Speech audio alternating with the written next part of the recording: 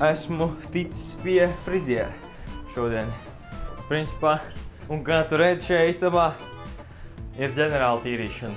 Tāpēc, ka jānodod pirms valsts svētkiem un tā tālāk. Principā, tagad jāskārto vēl biškiņi, bet Saša ir pacenties, viņš izskatās, ka viņš ir pat izmazgājis grīdu, tas jau ir fantastiski. Un tad ir vēl viens notikums manā šīs dienas dzīvē. Es dīrenkojos. Pirmajā semestrī es dabūju zeltliecību, tagad ir otrais par pagājušo gadu otro semestri, jā. Iedevu vēl vienu atzinību / liecību, jā. Un es dabūju sudrabu. Dīrenks, zin kā, bet, es piekrītu, es arī aprīlis bija tas laiks, kad es sāku katru dienu celties 5 un grindot katru dienu videkš. Tagad tā mācības vairs nebija īsti svarīgas tajā, tā varētu teikt. Bet, ja man tagad dod liecību, es dabūtu zeltu, tā kā tas ir good. Kas vēl notiek? Tagad es esmu RTK lepnums, jā. Tas gan. Es gribu zināt, kur Saša ir. Un līdz tam man jāsakārto galds, un tad mēs atkal iesim uz džimu, un tad mēs atkal ēdīsim, un tad mēs atkal iesim gulēt, un pirms tam es tev pastāstīšu kaut ko interesantu. Labi, bet es nezinu, ko es varu domāt par šo haircut. Man liekas, ka tīri good, tā kā bišķi feidiņš. Bišķi jāstailo, viņš arī, zin kā, vienmēr pēc haircut, tagad tu dabūni, viņš neizskatās tik labi, cik viņš izskatīsies pēc 2 dienām. Tā kā tas tā, jāiet izmazgāt šito, un tad vienkārši jākārto tālāk. Bet tiekās džimā laikam.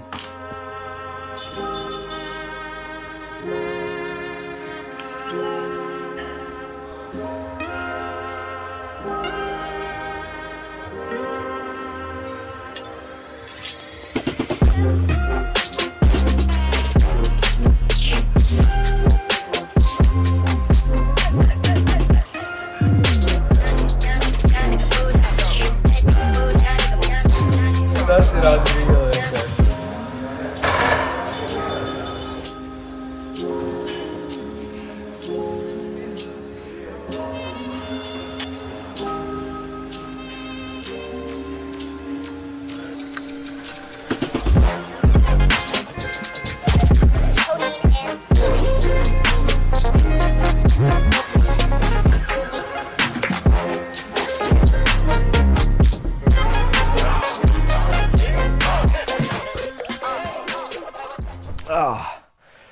Tātad es esmu paēdis, super sajūta tāda, ka es būtu pilns, tā kā jau vienmēr.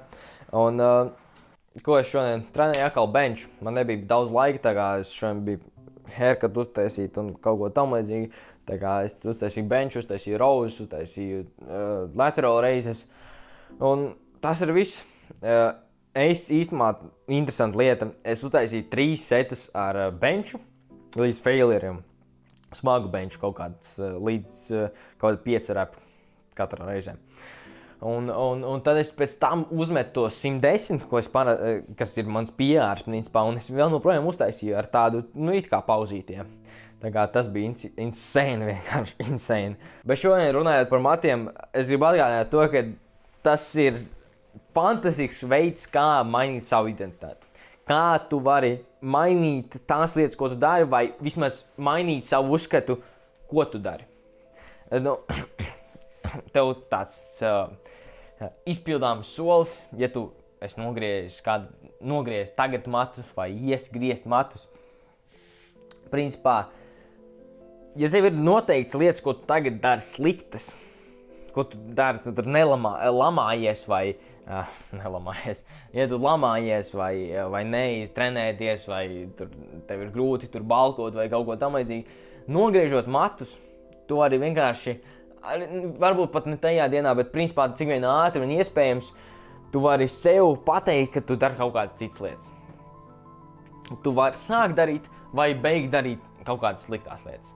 Tā kā manā gadījumā es varu iefokusēties vairāk, stingrāk saprast, kur es tomēr meditēju, bet man vajag vairāk pieķerties pie tās patiesības žurnālēšanas.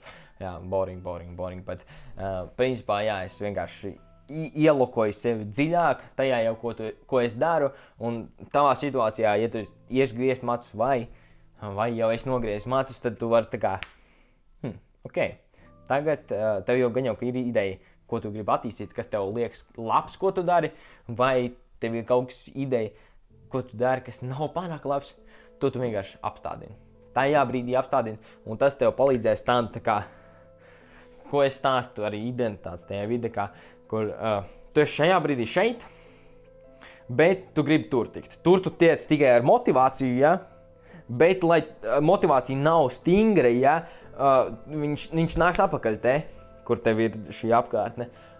Bet, ja tu tagad ar motivāciju esi ticis, tur sāc darīt kaut ko, un tu veido šo apkārtni labu, to citu apkārtni, to apvalku, viņš tev palīdz noturēt tur viņu. Tā kā, ja tur ir daudz lietas, kas vēl var palīdzēt, bet matu griezums ir viens no šī apkārtnes lietām un ļoti stiprs īstenībā. Tavs, tu redzi spogulī, tu esi pilnībā savādāks principā.